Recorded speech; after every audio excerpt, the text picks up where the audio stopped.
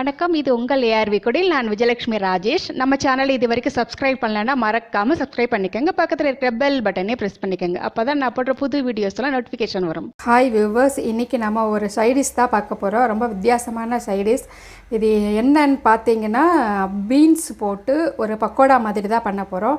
நான் ஒரு 15-20 பீன்ஸை இந்த சைஸுக்கு கட் பண்ணி உப்பு போட்டு ஒரு 3/4 வேக்காடு எடுத்து வச்சுருக்கேன். அதுக்கப்புறம் பார்த்திங்கன்னா ஒரு சின்ன சைஸ் வெங்காயம் கட் பண்ணி எடுத்து வச்சுட்டுருக்கேன்.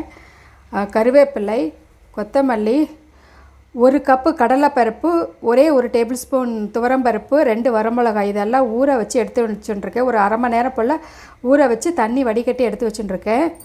1 கப்பு அளவு இட்லி மாவு, தேவையான அளவு உப்பு, அரை டீஸ்பூன் காரப்பொடி, 1 டீஸ்பூன் சீரகம், 1 டீஸ்பூன் சோம்பு, பொரிக்க தேவையான அளவு எண்ணெய். இதான் வீவர்ஸ் இதுக்கு தேவையான பொருட்கள். எப்படி பண்ணுறதுன்னு பார்க்கலாம். இப்போ ஊற வச்ச கடலை பருப்பு எல்லாமே மிக்ஸி ஜாரில் சேர்த்துட்டோம்.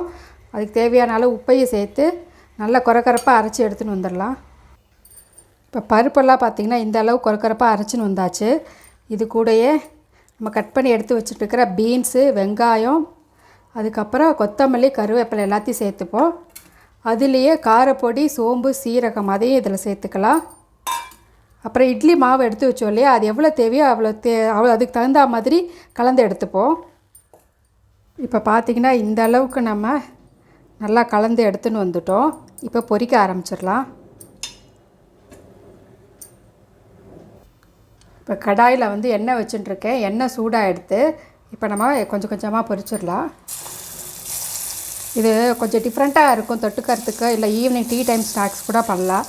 ரொம்ப டேஸ்ட்டாக இருக்கும். இதில் கொஞ்சம் மஞ்சத்தூள் போட்டிருக்கேன். நான் சொல்ல மறந்துட்டேன்.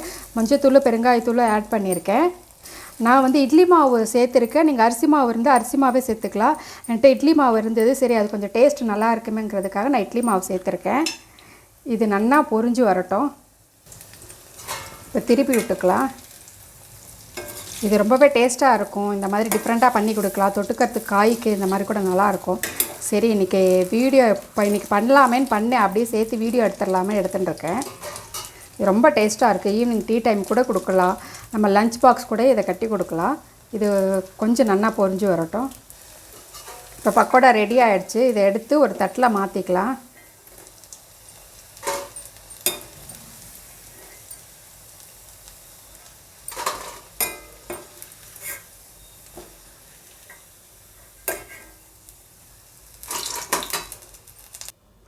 இன்னொரு ஈடும் போட்டுடலாம்.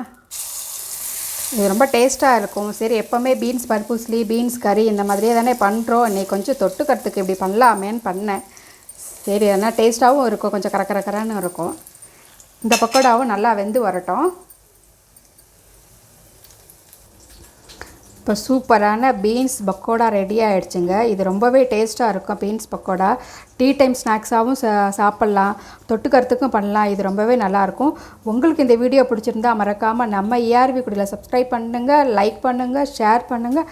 நம்ம குடிலோடு இணைந்திருங்கள். இன்னொரு வீடியோவில் சந்திக்கிறேன். பாய்.